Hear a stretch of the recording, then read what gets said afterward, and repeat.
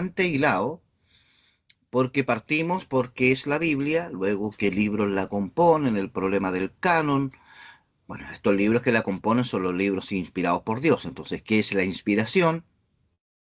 Ahora, si son inspirados por Dios, son libros que me interesa saber que lo que tengo en realidad es el texto que se escribió. Entonces vimos cómo nos llega el texto bíblico desde los manuscritos antiguos hasta las Biblias actuales, y ahí terminamos con esa presentación de cómo se hace una Biblia. Bien, si usted después de este curso se entusiasmó y dijo, ya, voy a ir a comprarme una Biblia, va a ir a las monjitas ahí, a las Paulinas, y va a encontrar una pared como con 20 Biblias diferentes. Y ahí viene la siguiente pregunta que se hace uno, ¿no?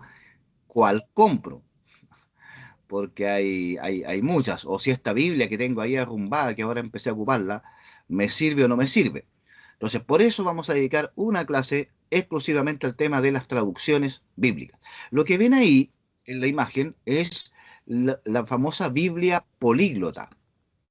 Es una Biblia que se editó por ahí, esta edición por ahí por el siglo XV, que refleja manuscritos más antiguos, que tiene la Biblia en diferentes versiones, si se fijan. En hebreo, a la izquierda, yo lo alcanzo a leer aquí, en latín probablemente al medio, en griego al lado, y abajo tiene comentarios. Es decir, esto de traducir la Biblia ha sido muy común a lo largo de la historia de la Biblia.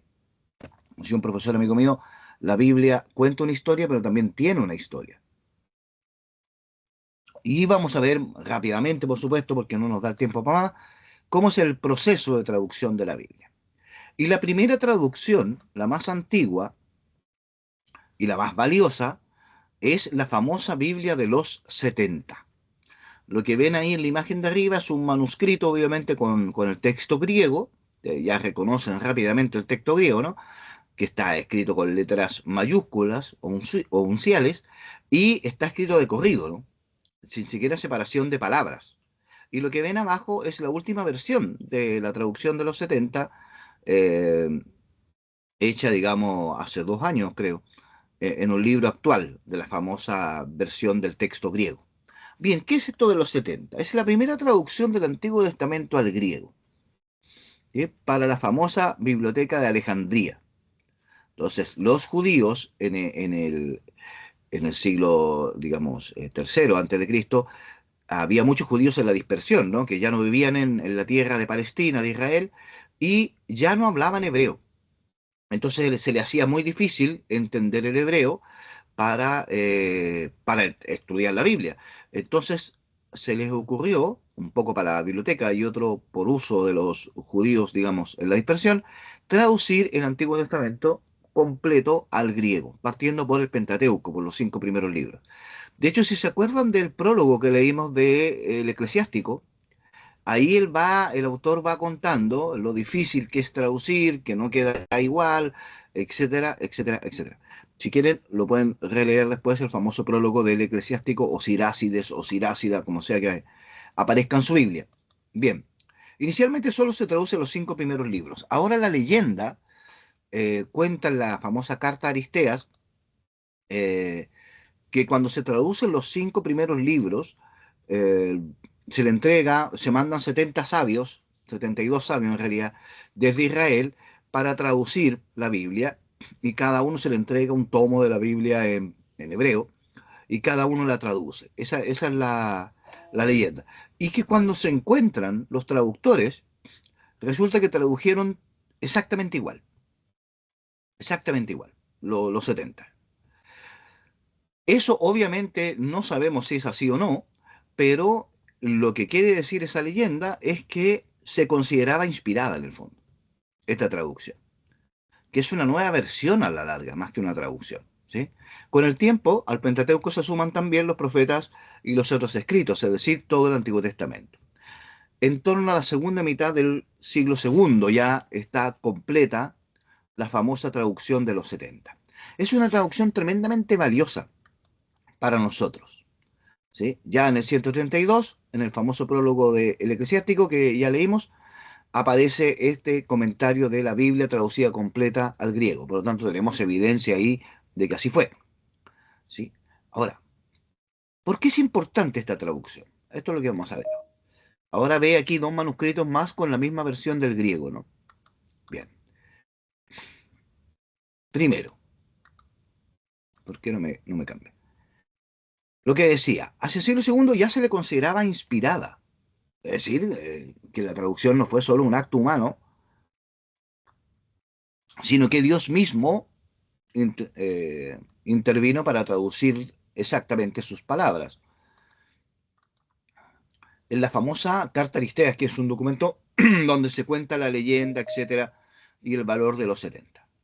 El judaísmo la valoró enormemente hasta el siglo I. De hecho, se transformó en la traducción, digamos, estándar para el habla griega hasta el siglo I. ¿Por qué hasta el siglo I? Porque en el siglo I aparece el cristianismo. Y eso hace que haya que ser más estricto con respecto a todo lo que constituye el judaísmo. Y sobre todo porque los cristianos adoptaron esta traducción, esta versión del Antiguo Testamento, como su Antiguo Testamento. Es decir, la iglesia primitiva, estamos hablando hasta el siglo IV más o menos, cuando cita el Antiguo Testamento, no lo cita del griego, lo cita del hebreo. O sea, perdón, no lo cita del hebreo, lo cita del griego. Nuestro Antiguo Testamento era la versión de los 70, hasta el siglo IV, V, por ahí.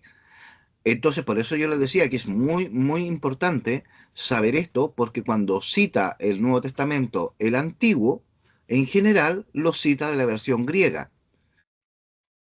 Del total de citas, el 85% más o menos es de los 70. Hay otras versiones, pero muy, muy, muy escasos.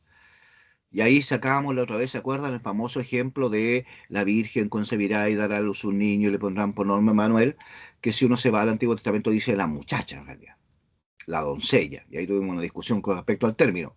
Pero hay muchos casos así. ¿Sí? No vamos a citar ninguno hoy día porque se nos va a ir la hora, pero hay muchos casos así. Entonces, eso provoca una confusión en nuestras Biblias, porque, claro, si usted está estudiando y se va al Antiguo Testamento, se va a dar cuenta que la cita no es igual. ¿Sí? Pero, y esto es clave. ¿Por qué es importante? Porque cuando los cristianos tratan de empezar a formular su fe, comprender su fe en Jesús y ocupar conceptos para explicarlo, los conceptos, que luego serán conceptos teológicos, los toman de los 70, no del hebreo. Por eso, si ya han tenido clase o cuando tengan clase de teología fundamental, se van a dar cuenta que los conceptos que usamos como base o fundamento de la teología son todos griegos. El concepto de Cristo, por ejemplo. Nosotros no hablamos de Jesús Mesías, hablamos de Jesús Cristo. Bueno, Cristo es la traducción al griego de Mesías, ¿sí? Por ejemplo. No hablamos de sinagoga, que significa reunión. Hablamos de iglesia, eclesia en griego también, etcétera. Es decir, los fundamentos de los conceptos con los que entendemos nuestra fe provienen de la Biblia de los 70 o del Antiguo Testamento de los 70. Y eso hizo que los judíos le agarraran un poco de susto a la Biblia de los 70, porque claro, si los cristianos, que según ellos estaban equivocados, se fundamentaban en esto, y ellos creían que era un error lo que los cristianos creíamos, entonces obviamente no es una buena Biblia. Hasta el día de hoy se discute si esta traducción es inspirada o no, como traducción, me refiero. Porque una cosa es el texto original, claramente es inspirado, pero las traducciones no son inspiradas. O sea, por eso hay tantas. Su Biblia en castellano no es, ese texto no es inspirado, es una traducción del texto inspirado, que está escrito en hebreo o en griego. Hasta el siglo V por ahí, no había duda en la Iglesia Católica que la traducción de los 70 era inspirada. Así lo sigue creyendo la Iglesia Ortodoxa, que sigue usando la traducción griega de los 70, y por lo menos los pasajes que cita el Nuevo Testamento del Antiguo sí son inspirados, evidentemente. Entonces, es una traducción valiosa que es interesante de saber esto por lo menos, de conocer, ¿no? Bien, comentarios, dudas, preguntas.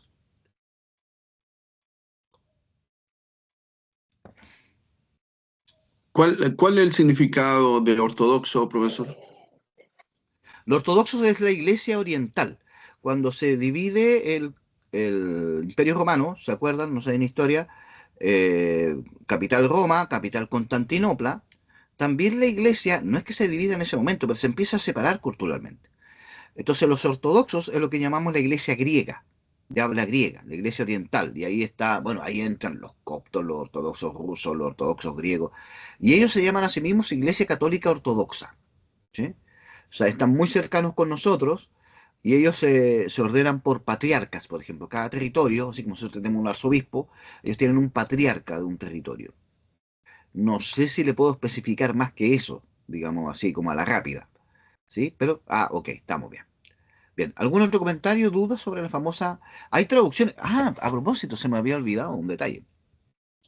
Concepción es una ciudad, yo diría que Concepción es la ciudad bíblica de América Latina.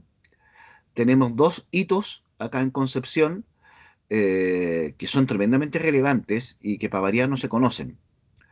Uno, la primera traducción al castellano que se hizo de la Biblia de los 70 la hizo un sacerdote acá en Concepción,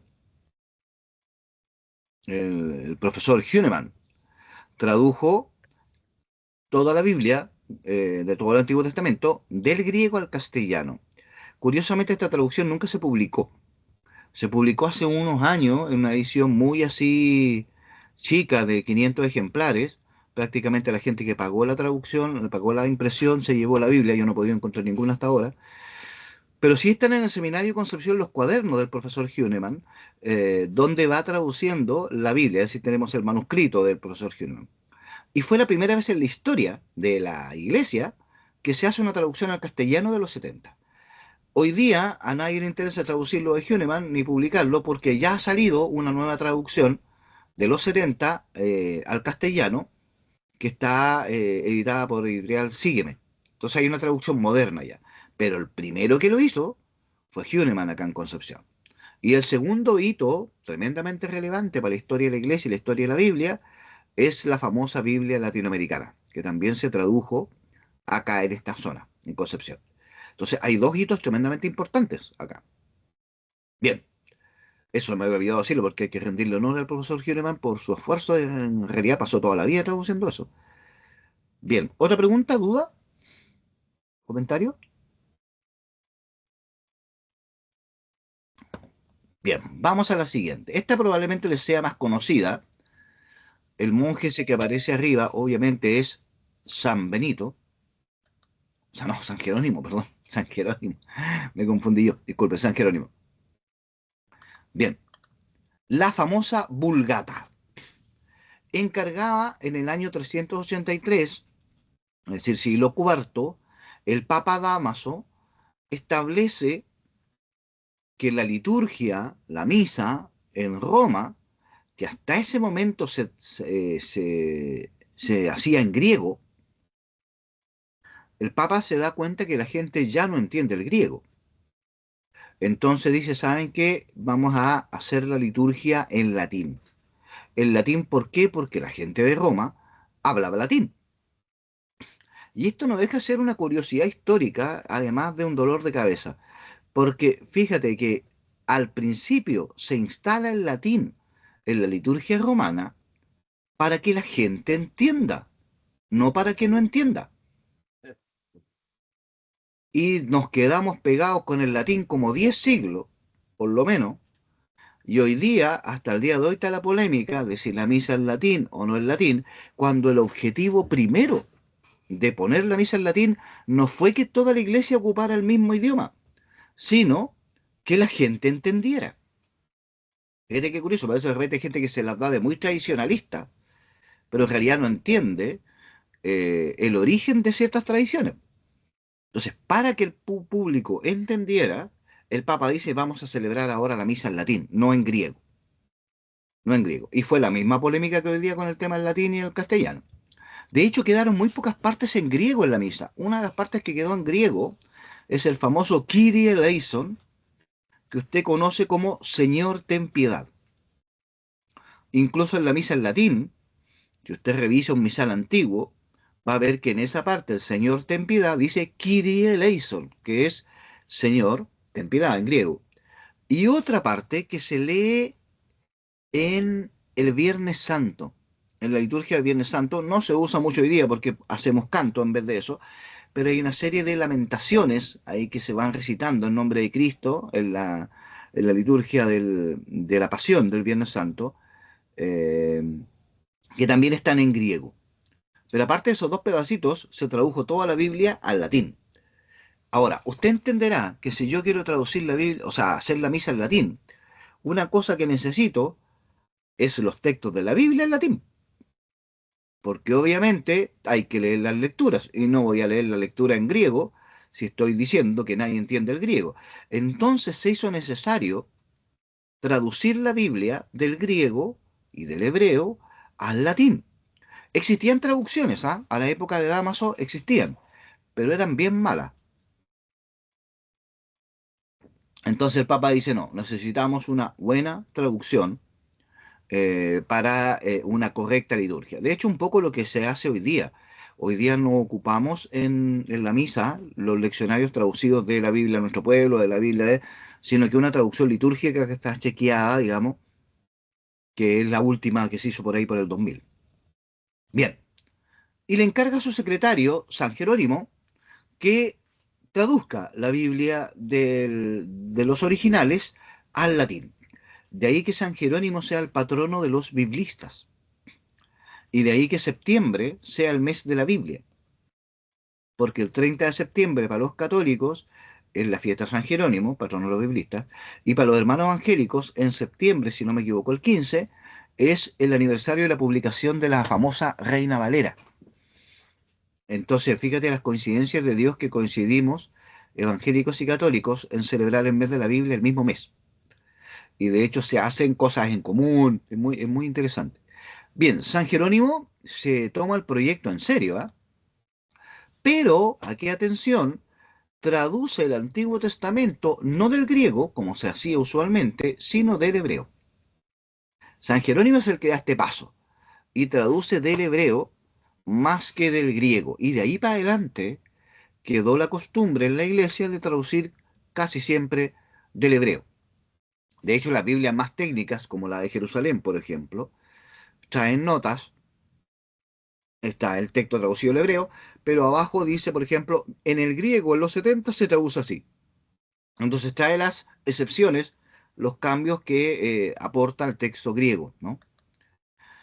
Fue una versión muy divulgada, fue un exitazo editorial la Biblia de San Jerónimo. Y por eso se le llamó la Vulgata, porque fue muy divulgada, fue muy valorada por el vulgo, por el pueblo. Hay gente que dice se llama Vulgata porque el latín no era muy pulido. No, no es por eso. No es porque sea una versión popular, así, no muy fina, sino que fue muy divulgada. Lo que demuestra que el Papa tenía razón. Porque si se empezaron a divulgar y se hicieron tantas copias y la gente quería tener su copia, es porque era una necesidad. Un poco lo que pasó también con la Biblia latinoamericana, ¿no? Era una necesidad tener una Biblia más sencilla y por eso sigue siendo un boom editorial hasta hoy día. Bien, con el tiempo, estamos hablando de manuscritos, todavía no se inventa la imprenta, ¿no? 1500 y tanto en la imprenta. La traducción, o sea, las versiones latinas de San Jerónimo fueron acumulando errores. Fíjate que pasó lo mismo que con los manuscritos originales en griego, en hebreo, etcétera. Claro, los manuscritos de la Vulgata fueron acumulando pifias, digamos, errores forzados, no forzados, que al final el otro copista copiaba pensando que estaba bien y él también cometía errores. Entonces, con los años, el nivel de errores de la famosa Vulgata fue demasiado, ¿no? Fue demasiado. El Concilio de Trento, en 1546, recuerde, época de la Reforma Protestante, Lutero, Zwinglio, Calvino, Enrique VIII, señalará a la Vulgata como una versión auténtica de la Biblia. Señalará en ese famoso canon donde señala los libros de la Biblia, señalará también que debe remitirse a cómo están contenidos en la versión Vulgata. Cuidado ahí, no, la Vulgata no es una traducción oficial de la Iglesia. La Iglesia nunca ha tenido una versión oficial de la Biblia, en el sentido de normativa y prohibitiva de todas las otras. Yo prefiero hablar de que la Vulgata fue la versión estándar. ¿En qué sentido estándar? En que es la versión de referencia. Eso es una versión estándar. Entonces, para yo saber si mi traducción está bien hecha, la comparaba con la Vulgata. ¿Sí? Pero no es que no se pudieran hacer más traducciones que no estuvieran basadas en la Vulgata. Es el texto de referencia. ¿Sí? Bien. La acumulación de errores fue tal que este concilio, Trento, en 1500 y tanto, junto con decir, fíjate, la iglesia ha sido muy prudente en realidad, y aquí toda la conspiranoia se va a la punta del cerro, porque dice ya, la Vulgata es la versión auténtica, es decir, de referencia, para saber el texto bíblico. Segundo paso del concilio, ¿cuál Vulgata si tiene un montón de errores entre un manuscrito y otro? Entonces, junto con decir que la Vulgata va a ser la versión de referencia, dice hay que revisar la Vulgata para tener una buena versión de la Vulgata. Y el Papa Sixto, como ven en la edición ahí que aparece arriba, ordena una y publica una revisión de la Vulgata en 1592. Y esa es la Vulgata Sixtina que le llamamos. ¿Sí? Sixtina. Luego, esta revisión es nuevamente revisada por el Papa Clemente VIII y publicada, y a esa la conocemos como la famosa Biblia Sixto-Clementina. Todas las traducciones antiguas, incluidas esas Biblias bonitas que venden de repente en las parroquias para poner de adorno en la casa, son traducciones de la Biblia Sixto-Clementina. Aquí se van a dar cuenta que se instala una costumbre también. Las Biblias se llaman generalmente por los autores, las traducciones. Entonces, Sixto Clementina porque la publica el Papa Sixto V y Clemente VIII. Y esta se transformará en la versión de referencia. La mayoría, casi todas, diría yo, por ahí puede haber alguna que no, cuando traducen al castellano, traducen de la Sixto Clementina. Se transforma en la versión, digo, oficial entre comillas, de la iglesia. Entre comillas, porque no hay una versión oficial, digamos la versión estándar, ¿sí? De referencia. Es como el catecismo de la Iglesia Católica, por ejemplo. Si yo estoy leyendo un libro de la fe, digamos, y me surge cierta duda de si en realidad lo que me está diciendo aquí este autor que es, está correcto o no, bueno, me voy al catecismo de la Iglesia Católica. Si el catecismo de la Iglesia Católica dice lo mismo, entonces estoy seguro que lo que está diciendo este autor, por muy raro que me suene, es correcto y yo estaba equivocado. En ese sentido es un texto de referencia. El Vaticano II, en 1965, se salta la Vulgata de alguna manera y dice, mira, hay que hacer traducciones, pero desde los originales. ¿Sí? Desde los 70, desde el hebreo, pero no desde la Vulgata. ¿Sí? Lo dice con mucho respeto, obviamente, porque es una versión muy, muy venerada en la iglesia. Ahora, establece una nueva versión de la Vulgata. Pero aquí, atención, ¿por qué una nueva versión?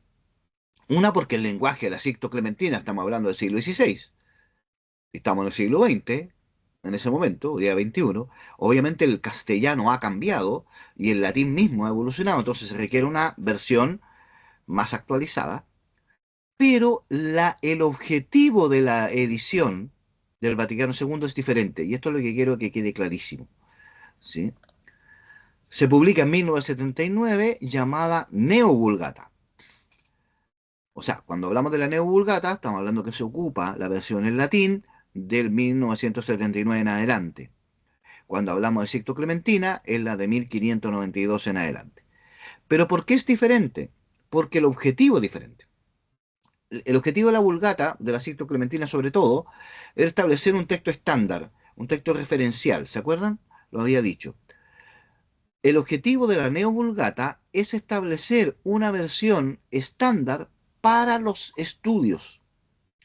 Entonces, cuando en la liturgia, en documentos oficiales de la Iglesia y en tesis doctorales de teología, por ejemplo, que se hacen en latín, para todos los documentos del Vaticano que se hacen en latín, la versión de la Biblia desde la que cita es esta Neovulgata. Entonces no pretende ser una traducción, como dijera, para los estudiosos, sino para la liturgia y para los documentos oficiales.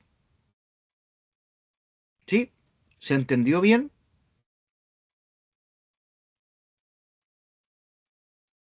¿Comentarios? ¿Dudas? A mí, profesor, me quedó una duda. La Neovulgata entonces se basó en la hebrea, en la original. En la Sixto Clementina.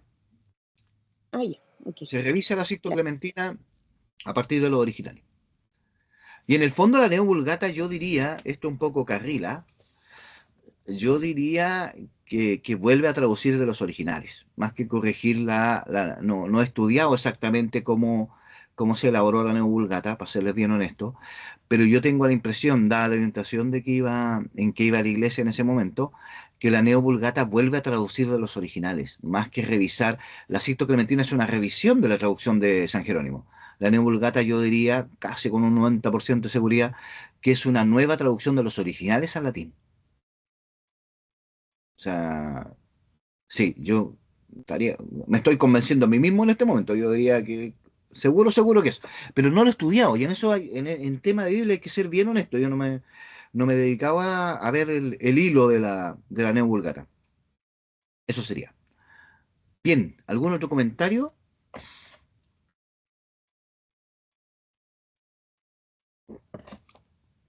Bien, vamos a avanzar el último pedacito antes del recreo, porque ahí nos vamos a ir a las traducciones castellanas.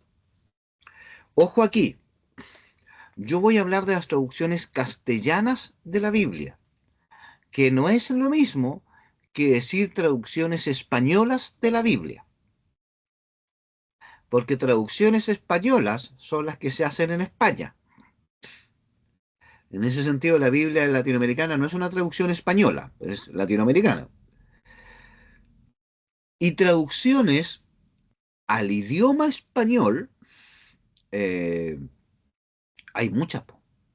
Fíjate que esto que parece absolutamente irrelevante, porque uno habla como sinónimos español y castellano, obviamente, en realidad no es tan así, porque las primeras Biblias españolas, podríamos citar Biblias traducidas al andaluz, traducidas al gallego, traducidas al vasco, traducidas al euskera, ¿cierto? Al catalán. Es decir, si vamos a hablar de traducciones españolas, tenemos que meter todos esos idiomas, porque el español en realidad es una convención, no existe el idioma español. O sea, el castellano se impone con los reyes católicos, pero eso es mucho después de las primeras ediciones de la Biblia. A ese conjunto de traducciones catalanas, euskera, ¿no es cierto?, andaluzas, cordobesas, etcétera, se le llama traducciones romanceadas o romances, ¿sí? Lenguas romances. Si hay un profesor de lenguaje aquí, me va a entender perfectamente. Entonces, a mí, por razones obvias, nosotros, perdón, nos interesan las traducciones castellanas. Entonces, las traducciones de la Biblia al idioma castellano, que es el que ocupamos nosotros. Y al contrario de lo que aparece en la conspiranoia así bíblica, ¿no? Que la iglesia tuvo culto. Una vez escuchaste a un cura decir eso, que hoy por años la iglesia no quiso que se tradujera la Biblia al castellano porque era peligroso, y el Vaticano II recién se traduce en la Biblia. Eso es un error y de repente caemos nosotros mismos en la conspiranoia gratis por no saber. Porque mira, la primera traducción de la Biblia al castellano estoy hablando, no español, es de 1280, siglo XIII, en plena Edad Media, ¿sí? En plena Edad Media, ¿sí? La manda a traducir el rey Alfonso X, si no me equivoco, no me acuerdo el número. O sea, este intento de traducir la Biblia al castellano no es nuevo, ¿sí? ¿Qué es la que ven arriba? La tenemos todavía, esa es la traducción de Alfonso. Y en esta época, fíjate que se hizo costumbre que los reyes, se puso de moda que los reyes tuvieran su propia traducción de la Biblia. De ahí que tenemos la famosa edición inglesa de la King James, la del rey Jacobo, rey Jaime, que es la traducción estándar para la iglesia evangélica en habla inglesa, así como en habla castellana la Reina Valera. Eh, bueno, es porque el rey Jacobo de Inglaterra quería una traducción de la Biblia a su nombre. Bien, luego tenemos la Biblia Ferrara en 1553, que es la que está al medio ahí, si no me equivoco, que también es una traducción muy antigua, de hecho todavía se encuentra, ¿eh? Se encuentran versiones de la Biblia Ferrara todavía dando vuelta por ahí. Yo creo que tengo una por ahí, pero no me acuerdo ahora. O sea, todavía se edita, de eso estamos hablando, digamos. Y tenemos la famosa Biblia del Oso en 1569, que seguramente la has escuchado nombrar. Lo que ve ahí es la última imagen, que aparece con un grabado y unos textos en hebreo abajo, que es la versión de Casiodoro Reina. Casiodoro Reina traduce en 1569 la Biblia al castellano, y en la portada, como ven ahí ustedes, aparece un oso sacando miel de un panal. Bien osado el oso en realidad porque es re peligroso eso. Pero él, entonces, ¿qué quiere representar este grabado? Quiere representar que la palabra de Dios es como miel, ¿no? Dulce, que alimenta, que provoca agrado y que hay que buscarla como el oso busca la miel. Por este grabado se le llamó a esta Biblia la Biblia del oso. Y se editó, se publicó en, si no me equivoco, el 15 de septiembre de 1569. Y por eso las comunidades evangélicas celebran en septiembre el mes de la Biblia. Esta es la famosa versión de Casiodoro Reina, que será revisada después por Cipriano de Valera y constituirá la versión estándar evangélica o protestante que conocemos hoy día como Reina Valera. ¿Sí? Pero ya nos vamos a meter ahí. Bien, luego vive la Biblia de Sio en 1793, que también se encuentra y es una versión bastante buena. Ojo, todas estas versiones son traducciones de la Vulgata, no de los originales. ¿Sí? Incluso la Biblia del Oso. Y eso es muy irónico. Cuando los hermanos evangélicos dicen, no, es que la Biblia de los católicos es diferente. Resulta que la Reina Valera es una traducción del latín y no hay Biblia más católica que la Vulgata. Entonces, en el fondo, los hermanos evangélicos están ocupando una versión católica, muy antigua, pero católica. Entonces, ¿entendés? Y esta sí que la pilla hoy día, la Biblia de Petrisco Torres Amat, de 1825, que es generalmente una de las traducciones que aparecen en estas Biblias gigantes bonitas que compra la gente para ponerla en la casa. Sí, yo tengo dos porque me las han regalado, pero eh, no es una buena idea comprarlas. Son bonitas, sí. Si usted le quiere poner como un altar, sí, son bonitas. Pero para lo que valen, yo les recomendaría comprar otra Biblia y va a hacerle una tapa bonita, porque son muy caras y es una traducción muy antigua. Estamos hablando de 1825. Estamos hablando de la época de la independencia. Entonces, obviamente, si usted quiere leer en esa Biblia, es un español tremendamente difícil de leer para nosotros hoy día, porque si bien hablamos castellano, ambos, en 1825 y nosotros, el castellano ha evolucionado enormemente, sobre todo el chileno, que es un castellano aparte. Entonces, tratar de entender el texto, que ya es difícil, con una traducción que es muy, muy antigua, no es recomendable. No es recomendable. Es como lo que pasa cuando uno lee las famosas cartas de Pedro Valdivia al rey Fernando VII y no entiende nada de lo que habla, porque aunque es castellano, sigue siendo un castellano diferente, ¿sí? Un castellano diferente. Bien, hasta ahí las versiones antiguas. A la vuelta vamos a ver las traducciones actuales que todavía circulan por ahí en algunas comunidades, todavía hay gente que las tiene por ahí, que las atesora. Ahora, son buenas traducciones en general, ¿ah? De repente se suele decir, no, no, que nada, eso no sirve, es malísimo. No, son buenas traducciones en general. Solo que para que nuestro castellano actual hace muy difícil de leer. Ese es el tema. Ahí veo que está con una de esas, que les digo yo, está Álvaro con una de esas. ¿Nos puede ver quién es el autor, Álvaro, ya que la trajo?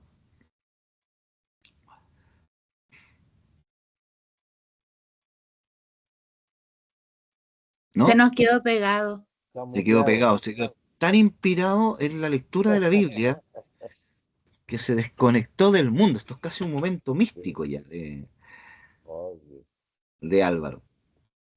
Bien, comentarios, dudas, opiniones, o sea, no opiniones, no, pero comentarios, dudas, impresiones, preguntas. Guido,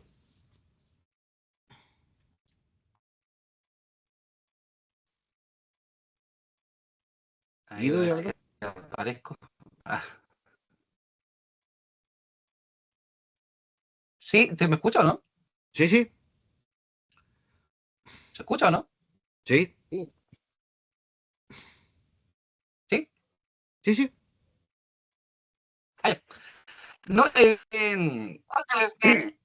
lo que usted dijo, o sea, estoy de acuerdo con usted y comparto el tema de que evidentemente hay una serie de programas que se yo, que salen en el cable y todos estos videos que hablan de la iglesia ha ocultado y ha prohibido los textos. Claro, evidentemente que comparte y estoy de acuerdo con que no. Pero también, digamos, cierto, esa situación de que, o sea, por algo también el Concilio Vaticano II ha venido a llamar a esta renovación bíblica, o no, más bien un movimiento bíblico en que la gente también tenga mayor apertura y acceso al texto bíblico, porque si bien es cierto, siempre han existido traducciones de la Biblia, las personas, o digamos la gente de a pie, no ha tenido también un mayor acceso al texto bíblico. Por algo también el Vaticano II hace este llamado a que se cree facultades de teología, que se creen institutos, a que exista un movimiento parroquial bíblico, que la gente tenga acceso a la Biblia. Por eso también se crean estos centros, digamos, de fomento al texto. Por ejemplo, la versión latinoamericana, que tiene que ver también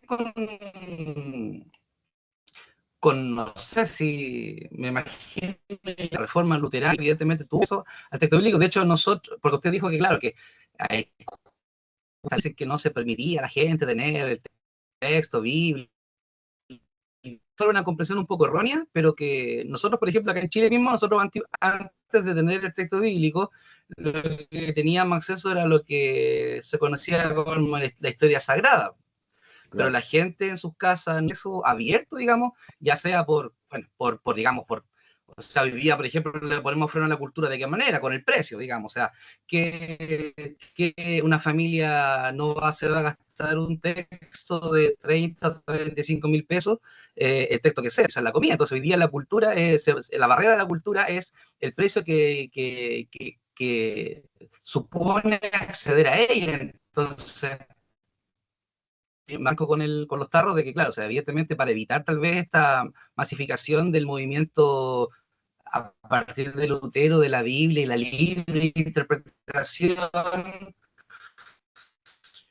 claro, o sea, ¿por qué lo digo? Porque el Vaticano II por algo dice, abramos centros, hablamos de teología, hagamos investigación, hagamos traducciones, que la gente tenga acceso al texto.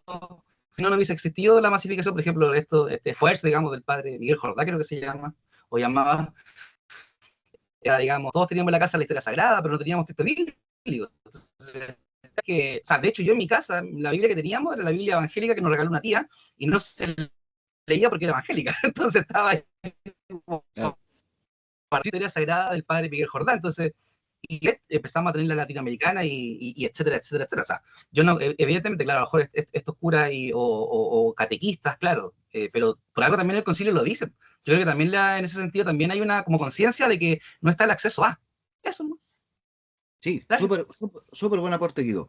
Eh, solo reiterar, que es lo mismo que estás diciendo tú, digamos, para que quede claro para el resto, que lo que yo estoy diciendo es que la iglesia nunca intentó ocultar ni nunca tuvo una especie de aversión a que la gente tuviera la Biblia, sino que siempre ha sido difícil el acceso a la Biblia.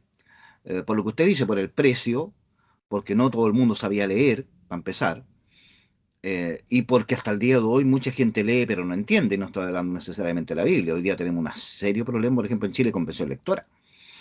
Hay gente que no es capaz de leer las indicaciones de una receta, por ejemplo. No, no estoy hablando de la letra del médico, sino estoy hablando de lo que dice el folletito ese, por ejemplo. Entonces, evidentemente que si yo no logro entender las instrucciones de un papel sobre cómo usar una máquina, por ejemplo, menos aún voy a entender cómo, qué quiere decir un texto de hace 2000, 3000 años. Ahora, lo mismo que está diciendo Guido es otro argumento muy interesante, porque este tema va a salir en clase seguro, ¿ah? Eh, sobre de cómo la iglesia, porque lo mismo de Miguel Jordá, por ejemplo, que yo tuve la gracia de conocerlo, con su famosa historia sagrada y otras tantas cosas que hizo, escribió un montón ese cura. El- es precisamente el intento de acercar la Biblia lo más posible. Entonces, claro, como la Biblia en sí misma era cara y las Biblias que teníamos en ese momento eran de traducciones muy antiguas, ¿qué hizo la iglesia? La famosa historia sagrada, que es, si lo piensan, una manera de acercarse a la Biblia. Porque aunque no tuviera acceso al texto mismo, tenía acceso a las historias, ¿no? O sea, algo las conocía. Y además, y esto otro tirón de oreja para nuestra iglesia actual, digamos, iglesia en el sentido de nosotros, pueblo de Dios. Claro, evidentemente que la gente tenía la misa, donde escuchaba el texto, pero la participación y la vida de fe cristiana contaba con mucho más cosas que la misa. Contaba con el rosario familiar, contaba con el libro La imitación de Cristo, famoso, muy antiguo, que la gente leía en sus casas. Por ejemplo, hasta mi tía, que con suerte leía algo, leía todas las noches La imitación de Cristo. Es decir, la vida cristiana estaba impregnada de la Biblia, aunque no se leyera exactamente el texto. Hoy día el problema es que tenemos las dos cosas. No tenemos esa vida cristiana tan activa, de piedad, digamos, pero tampoco tenemos el acceso a la Biblia. Entonces, el Vaticano II se cuelga de un movimiento que ya viene, y vamos a entrar en eso más adelante, para fomentar siempre el acceso a la Biblia. De hecho, las pinturas, famosas pinturas en la iglesia europea, ¿no es cierto? Cuando la gente no tiene idea, era una manera de comunicar el mensaje de la Biblia a través de pinturas que la gente pasaba por la iglesia, las miraba, entonces entendía, ya ahí están los Reyes Magos, ahí está, no sé, que el Vía Crucis es otra práctica para tratar de enseñar y de difundir lo que está contenido en la Sagrada Escritura de la manera que fuera posible. Jaime tenía la mano levantada. Eh, bueno, en cuanto a valores últimos que he consultado, la Latinoamérica vale 30.000 pesos y la Jerusalén 70.000 pesos, del mismo porte ambas. Y lo Okay. otro, eh, debo considerar entonces que no es pecado que a veces yo me meta en la Reina Valero, No, para nada. O sea, nunca es ya, pecado meterse en una versión de la Biblia. porque como se estima ahora que es la estándar evangélica, pero eh, en muchas cosas debe decir lo mismo, ¿no? O sea, a ver, es que ya vamos a ir a la Reina Valera. Ya, La Reina Valera no es una mala traducción, es una traducción bastante correcta. El problema es que es muy antigua. ya, Entonces tiene un castellano que cuesta leer hoy día. ya, Pero no es una mala traducción. Ahora, no está actualizada a las últimas investigaciones bíblicas. Por lo tanto, hay partes, por ejemplo, que la Reina Valera pone como parte del texto bíblico y hoy día sabemos que no lo son, que son agregados posteriores. Por ejemplo, la Reina Valera, la única que trae, no me acuerdo en qué carta, la mención del Padre, el Hijo y el Espíritu Santo, y que son uno solo. Eso no aparece en ninguna Biblia católica, porque ya sabemos que eso fue un agregado del siglo VII al texto. Pero en esa está desactualizada, ese es el punto. De hecho, los mismos hermanos evangélicos ya creo que van en la versión 2010 o 2018 de la Reina Valera, que han hecho revisión sobre revisión sobre revisión. O sea, para que vean que tampoco están así, digamos. Si ellos mismos han revisado porque se han dado cuenta que hay que actualizar. De hecho, incluso yo tengo acá una Reina Valera. Mire que esta es para niños. Esta es Reina Valera, el lenguaje actual. Esta es para niños, bueno, en realidad la pura portada nomás, porque el texto adentro, aparte de traer el monito, es el mismo texto nomás. Claro. Pero esta es una versión revisada y simplificada para los niños a partir de la misma Reina Valera. Entonces, ellos mismos hacen este ejercicio, digamos. No, no es una cosa católica más. Bien, Álvaro, y nos vamos al descanso. Sí, estaba viendo el libro este que lleva años en mi familia, que A ver, yo búsquelo. les voy a mostrar un poco las imágenes. Sí, Ah, que está es, bonito. es muy, muy ilustrativa, ¿no? ¿Pero eso es una Biblia o no? Sí, una Biblia, Ah, esa es la de Salvat, ¿o no? La Barça. Esa ¿no? es la Y Barça, ¿no? aparece este logo. Eso Ah, es no, no le dice nada. es el anagrama de Cristo. Claro, y dice, tiene grabados de Alberto Durero, ¿lo ubica? Por ahí. Y el punto que me llama la atención que los grabados habla o muestra más bien al ser humano desnudo y muy adolorido, pareciera, es como muy tratar de mostrar esta Biblia, algo que no se ve comúnmente en las Biblias actuales, así que no sé cómo clasificarla desde Que su la, punto de vista. que la Biblia Si corresponde a su época. querían generar Ahora, generar un, qué impacto querían generar con estas imágenes en la gente, no. bueno, es que Y esa es sí, estoy casi seguro que esa es la Barça. Sí, si puede ver al principio, la sí, editorial Barça. la editorial es, no es Barça, es Salvat. Codex. Ah, Dice editorial Codex. ya, ya, no, me equivoqué entonces. ¿Y la versión? Sí. ¿Qué traducción es? Una copia de Fabiri, Fratelli Fabiri de Italia, de 1961, Ni idea. una copia. Ni idea. Me pareció una que salía en las revistas, que salía con Bortomo y después se empastaba. Me pareció que era esa. Ya, pero el punto es el mismo, Para, digamos. ¿Sí? para edición en castellano, dice. Sí, ya, Eso, punto sigue siendo el mismo. O sea, las Biblias también, es que cada Biblia que se edita es de por sí una obra aparte, porque tiene que ver con los intereses del autor, de las comunidades y de la época. O sea, si usted ve la Biblia latinoamericana, por ejemplo, o ve la Biblia de nuestro pueblo, va a ver que son tremendamente sociales y tremendamente así comprometidas, incluso políticamente. ¿Por qué estamos hablando de Biblias hechas en torno a los 80, 90, donde el tema político era fuerte? Si ve una Biblia como la que está mostrando Álvaro, va a ver que es el tema espiritual tal vez el más importante, el desarrollo del espíritu, una vida virtuosa. Es decir, las Biblias tienen orientaciones de acuerdo a por dónde van los tiros de la iglesia también. Y es por eso importante conocerlas. Carolina, Hola, buenos días. No, yo también cuando hablaron de la Biblia de Jerusalén, bueno, la primera vez fue cuando estaba en la universidad, entre unas cosas, y también encontré que las Paulinas son muy caras, entonces empecé a dar vuelta, y por ejemplo, hace 1 o 2 años encontré la Biblia de Jerusalén en un libro usado, a 10.000 pesos. claro, Yo también. siempre recurro ahí porque a mí me gusta mucho tener los originales porque me gusta mucho trajinar, porque ahora también cuando empezamos a hablar del catecismo fui a las Paulinas y ya dije, ok, como en la última versión, pero igual 23.000 pesos para un libro me pareció caro. A veces es más Y- barato pedirlo por internet, honestamente. Sí, Ahora, hay ediciones de la Conferencia Episcopal de Chile, del Catecismo, por ejemplo, que son bastante más económicos. sí, por eso le preguntaba, porque como le digo, para la Biblia de Jerusalén estuve como 3 meses yendo a los libros usados hasta que la encontré. La tenía encargada por todos lados. Sí, sí. Y hay una edición latinoamericana. Bueno, ya vamos a llegar a la Biblia de Jerusalén. Hay una edición latinoamericana de la Biblia que está como a 25, está mucho más barata. Sí, está mucho más barata. Ahora, claro, yo le digo la más actualizada, ojo ahí, pero no significa que si usted tiene una Biblia de Jerusalén del 75, esa ya no sirva.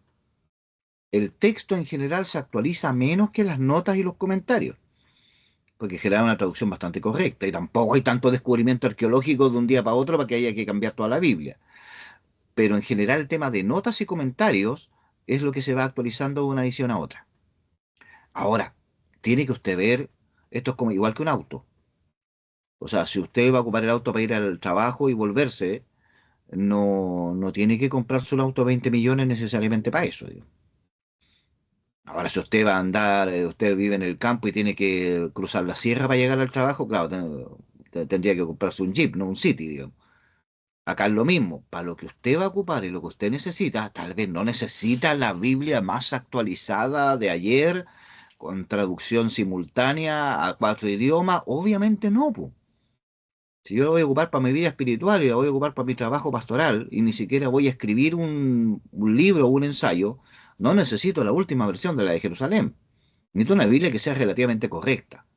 Y aunque esté atrasado unos años, no voy a estar discutiendo temas técnicos con mi alumno o para mí tampoco me interesan, por ejemplo. Entonces tiene que ver bien para qué quiere la Biblia. Por eso vamos a la vuelta a empezar la revisión de las Biblias en castellano y yo les voy a dar el valor en el sentido no de precio, sino que qué cosa positiva tiene esta traducción y qué cosas negativas no tiene y de dónde viene y en qué sentido conviene y en qué sentido no conviene. ¿Ya? Estela, Yo quiero comentar respecto al acceso del que conversábamos delante. Em, con el avance de las tecnologías ya es todo más fácil. Yo instalé la Biblia de Jerusalén a través de la aplicación que usted comentó al principio de nuestras clases y a partir de ahí estoy leyendo y tiene también, tiene para leer, tiene comentarios y si yo no quiero leer, aprieto un parlante y la aplicación me lee la Biblia. Y es gratuita. Así es que yo creo que gracias a las tecnologías la Biblia está siendo más asequible para el que desee acceder a ella. sí. De hecho, Eso. yo un tiempo, muchas gracias, tuve un programa que lo desinstalé porque ya no me dedico tanto al estudio tan minucioso, que se llama S-Word, como espada, ¿no? S-Word, en inglés, Bible. Y es una aplicación protestante, pero muy buena porque uno puede instalar, y viene por módulos, en el programa y viene por módulos. Entonces, uno puede instalar, yo tenía en ese tiempo 20 versiones en castellano de la Biblia instalado ahí, y comentarios y todo. Entonces, el mismo texto me iba comparando las traducciones cuando tenía dudas con un versículo, y también podía consultar el griego, podía consultar el hebreo, y todo eso en un solo programa. Entonces, uno va instalando los módulos que le interesan en ese Word, ¿sí? Bible. Es súper bueno, súper, súper bueno. Entonces, medios hay, pero siempre ha sido difícil, siempre ha sido difícil. Entonces, y usted se va a topar con este tema también.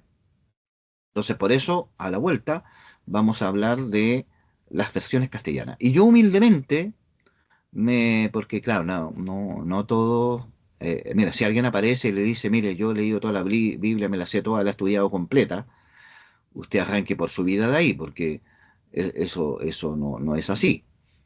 Y si lo ha hecho así, no ha entendido nada. En general, uno se especializa en algún área del tema del estudio bíblico. Y una de las especializaciones que yo me he autodado es en el estudio de las versiones castellanas de la Biblia. Entonces me he dedicado a eso, entre otras cosas. Entonces, las manejo bastante, siempre que aparece una, la compro para poder compararla, porque es un tema que surge, po, y hay que saber de eso. Y no hay muchos profesores que se manejen en las distintas versiones de la Biblia. No parece que es un conocimiento muy, pero yo lo encuentro muy útil y muy práctico. Entonces ahí nos vamos a entrar y por favor comenten todo lo que necesiten porque va a ser el espacio para eso. Y si nos vamos a pegar todo el sábado en la mañana en esto, no tengo ningún problema. No sé si alguien más tiene otro comentario, duda. ¿No? Vamos a parar la grabación entonces, para que puedan comentar sin que quede evidencia de las herejías que vamos a decir aquí.